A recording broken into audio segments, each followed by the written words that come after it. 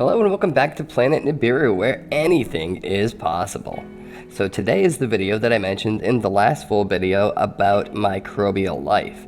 This video is going to blow your mind, I think. I will tell you why in just a second, but first I want to say that the last one was very technical, and I think some folks just didn't like it that much, or maybe thinking that much was just more than they wanted to do in a video. So maybe they had a tough time following the logic, or maybe it was just too long, or maybe I just suck at explaining things, which is probably the case. But hey, at least I try. Anyhow, this one will be much easier to follow, and it will be much more fun, I promise. Now, with that said, let's jump right in and take a look at evolution. Evolution is the process by which living things adapt to their environment. Now, some folks say that evolution is the way that a man was created, and others will claim that we were created as man and never evolved from a monkey, etc., etc. Now, this video will not take sides on that argument. People have the right to believe as they wish. We will only speak to the process of evolution. Now, we can prove that evolution does indeed exist and that things do evolve.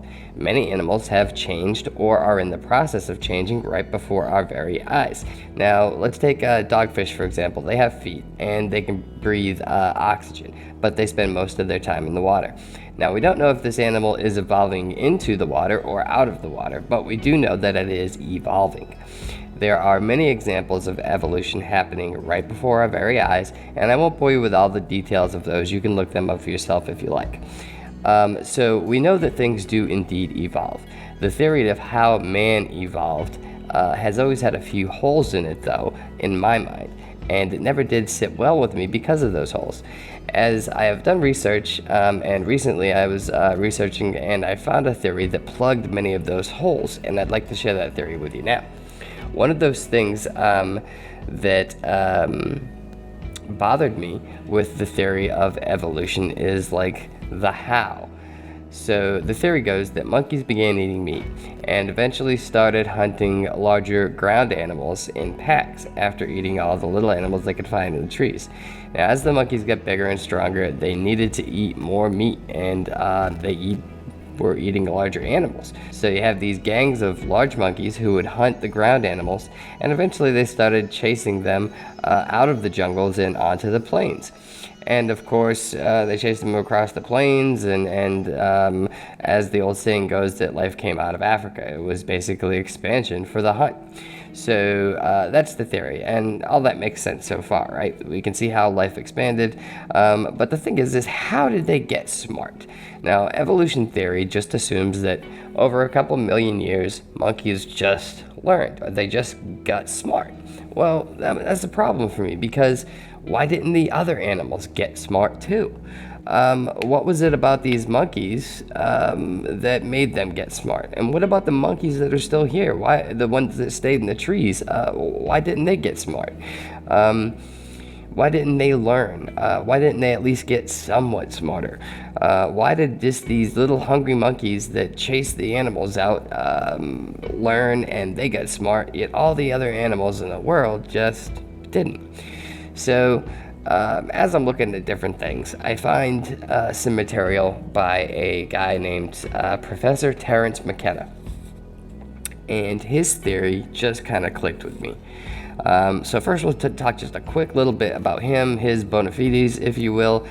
He was an American ethnobotanist, a mystic psychonaut, a lecturer, an author, an advocate for the responsible use of naturally occurring psychedelic plants. He spoke and he wrote about a variety of subjects, including psychedelic drugs, plant-based entheogens, shamanism, metaphysics, alchemy, language, philosophy, culture, technology, environmentalism, and the theoretical origins of human consciousness, which is exactly what we're talking about today. How did we get smart? How did the human consciousness evolve? How did it come to be that one day we're a monkey and we're just like, ooh, ooh, ah, ah, ah, and the next day we're like, hey dude, what's up? So human consciousness, the evolution of that is what bothered me about the theory of evolution. Not so much that our body evolved to fit our habitat. Now we can see that happening every day with animals all over the world, so we know that happens. But how did our minds evolve? So basically, they used to call this guy the Timothy Leary of the 90s. And I don't know if you know who Timothy Leary was, but back in the 60s, he was a guy who was into psychedelic drugs and things like that. He was a professor, and he looked at some of these things too. But altogether, this is one pretty heavy intellectual dude. And he's well respected in the scientific circles. Even if not everyone agreed with his methods or his conclusions, they definitely respected this guy for his intellectualism. So back to the theory. Now, McKenna posed this theory. As the great apes chased their food sources out of the trees and across the out of the jungles and began to hunt them on the plains and savannas of Africa, they had to learn to hunt in these new areas. Now, how do you hunt something, right? Well, you look for tracks or signs that the animal came this way. Well, scat or animal poo is a big indicator of where animals have been. So they started looking for animal poo. Now, as they're tracking these animals across the plains and the savannas, they're hungry, right? So while they're looking for this big meal, they look down and they see what's growing on this poo. Well, the only thing that grows on poo, as far as I know, is mushrooms. And boom. So they start eating these mushrooms. They're hungry, they're apes, they're chasing these big food items, but they're still hungry before they get the big food, so they see these mushrooms, they start eating them. And they find out, obviously that they can eat them, they're tasty, and they're tracking these large beasts, and some of these mushrooms were of the magic variety. Now, if you don't know anything about magic mushrooms, here's just a quick intro as I understand it. Your brain uses serotonin to transmit electrical signals. Mushrooms contain this thing called psilocybin, which just happens to be a much better conductor of electricity than serotonin.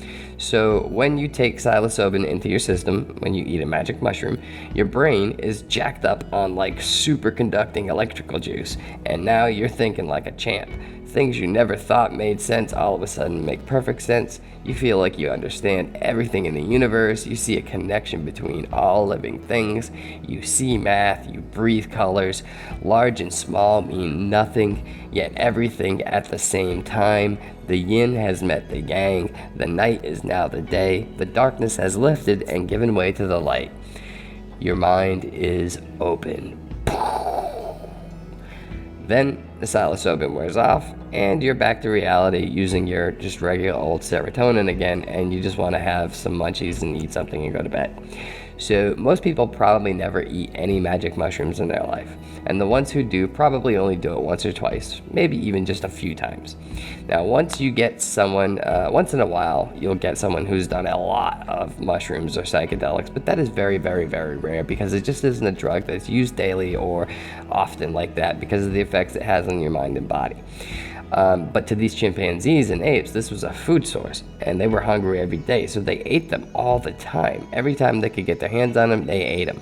And this went on for year after year, generation after generation after generation, millions and millions and millions of times, over and over and over again.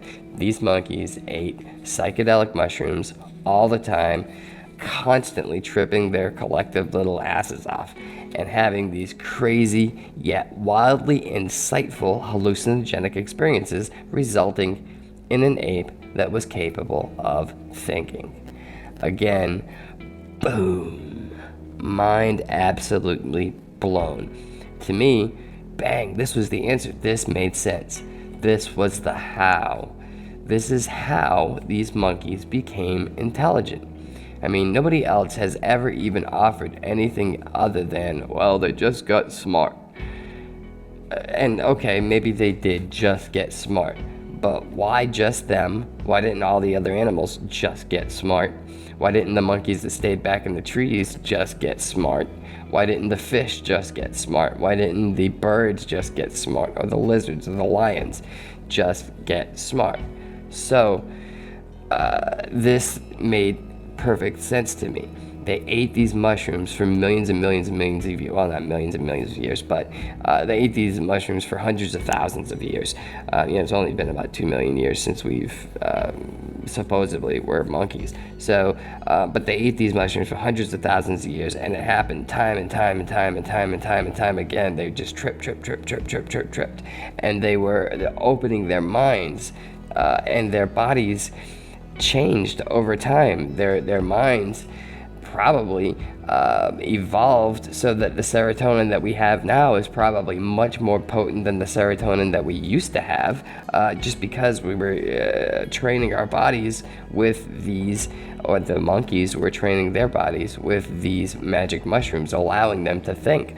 So they just learned over time because they had all this psilocybin in their system. We know for a fact what that psilocybin is a better conductor, and that's why your mind opens up when you take it. And you know, this just makes perfect sense to me. It also answers the other problem of why didn't the rest of the animals get smart? Because they didn't have the opportunity to eat these mushrooms all the time on the daily, like this one group of animals did. So when I read this, it all hit me like a ton of bricks, and it was like, bam, this makes perfect sense to me. Stoned monkeys were the answer that I've been seeking that fills all the holes in this theory of evolution. You know, so now I'd like to know what you guys think. You know, and it's not a debate on religion, not a debate on how we got here, you know, just a look at evolution as a process. Whether this process was the means by which we were created by the gods or by a god, or if it was the entire way that we got here, it doesn't matter how you look at it. This is not a religious thing. We just know that evolution does exist. It's just the way that things adapt to their environment. And if monkeys did evolve into mankind, they had to get smart somehow, and I believe that this fits the bill. So I'd like to hear what you guys think. So do you think that this maybe was how that we got smart and why other animals didn't? Get in the comment section. Let us know what you think. I'd love to hear it. Thank you guys so very much for watching, and we will see you guys in the next video.